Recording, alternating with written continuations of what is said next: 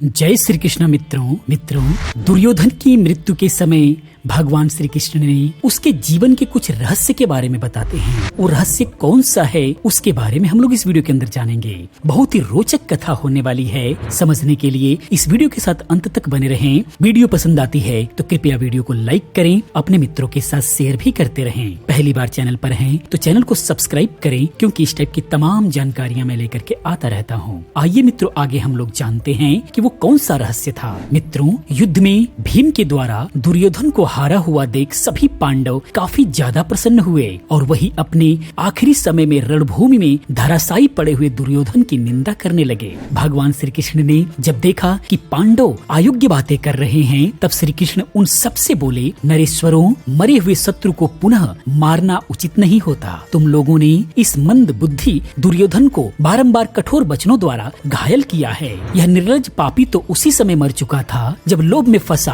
और विदुर, द्रोणाचार्य, कृपाचार्य, भीष्म तथा संजय के बराबर प्रार्थना करने पर भी इसने पांडवों को अपना पैतृक भाग उनको वापस नहीं दिया। श्री कृष्ण के मुख से यह कठोर आक्षेप युक्त वचन सुनकर राजा दुर्योधन अमरस के अभिभूत होकर उठा और दोनों हाथ पृथ्वी पर टेक कर बैठ गया। उसे प्राणों का अंत कर देने वाली भयंकर वेदना हो रही थी, तो भी उसकी चिंता न करते हुए दुर्योधन अपने अंतिम समय में अपने कठोर वचनों द्वारा श्री कृष्ण को पीड़ा देना प्रारंभ कर दिया और कहता है, ओ कंस के दास के बेटे, मैं जो गदा युद्ध में अधर्म से भीम के हाथों मारा गया हूँ, इस कुकृत्य के कारण क्या तुम्हें थोड़ी भी लज्जा नहीं आ रही है? जो प्रतिदिन अपने अपार शक्तियों से सूरवीरों का भारी संहार मचा रहे थे, उन पितामह भीष्म का तुमने शिखंडी को आगे कर वध कराया। अश्वत्थामा के समान वाले एक हाथी को मारकर तुम लोगों ने द्रोणाचार्य के हाथ से शस्त्र नीचे डलवा दिया था। क्या वह मुझे ज्ञात नहीं है? इस धृष्टद्युम्न ने परम पराक्रमी द्रोणाचार्य को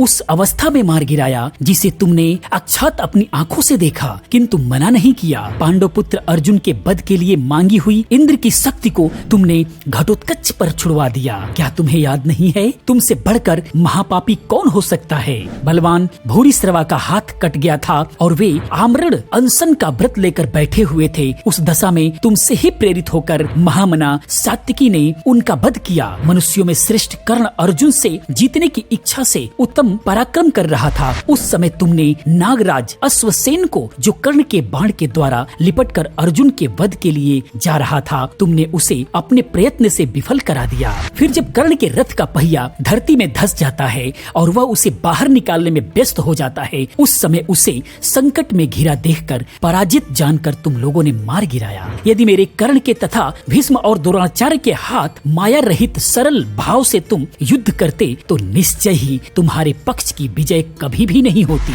दुर्योधन की बातें सुनकर भगवान कृष्ण बोलते हैं, गंधारी नंदन, तुमने पाप के रास्ते पर पैर रखा था, इसीलिए तुम अपने भाई, पुत्र, सेवक सहित मारे गए हो। वीर भीष्म और द्रोणाचार्य तुम्हारे दुष्कर्मों में ही मारे गए हैं। कर्ण भी तुम्हारे स्वभाव का ही अनुसरण करने वाला था, इसीलिए युद्ध में मारा गया।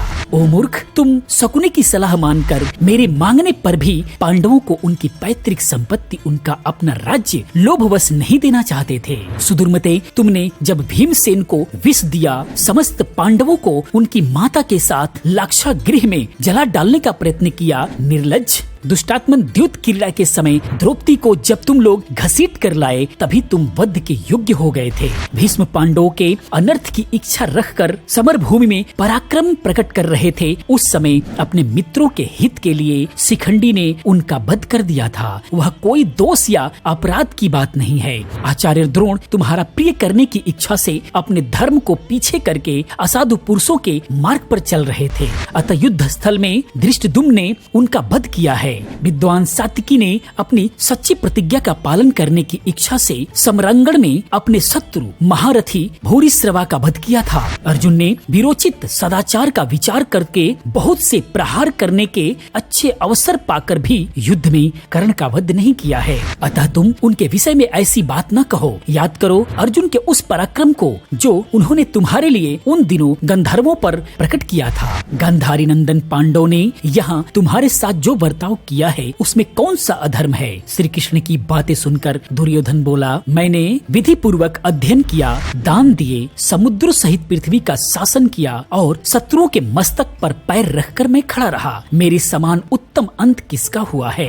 भीमसेन ने अपने पैर से जो मेरे सिर पर भयंकर आघात किया है, इसके लिए मुझे कोई खेद नहीं है, क्योंकि अभी कुछ ही क्षण के बाद कौवे, कंक अथवा गिद्ध भी तो इस शरीर पर अपना पैर रखेंगे ही। बुद्धिमान कुरुराज दुर्योधन की यह बात पूरी होते ही उसके ऊपर पवित्र सुगंध वाले पुष्पों की भारी वर्षा होने लगती है। गंधर्वगण अत्यंत मनोहर बाजे बजाने लगते हैं और अप्सराएं राजा दुर्योधन के सुयश संबंधित गीत गाने लगते हैं। श्री कृष्ण आदि सब लोग अद्भुत बातें और दुर्योधन की यह पूजा देखकर बहुत लज्जित होते हैं। पांडवों को दिनचित एवं चिंता मग्न देख मेघ और दुंदुभि के समान गंभीर घोष करने वाले श्री कृष्ण ने इस प्रकार कहा, यह दुर्योधन अत्यंत शीघ्रता पूर्वक अस्त्र चलाने वाला था, अतः इससे कोई जीत नहीं सकता था और वे भीष्म, द्रोण आदि महारथी भी बड़े पराक्रमी थे। उन्हें धर्मानुकूल सरलता पूर्वक युद्ध के द्वारा आप लोग नहीं मार सकते थे। भीष्म, द्रोण, कर्ण और भूरिश्रवा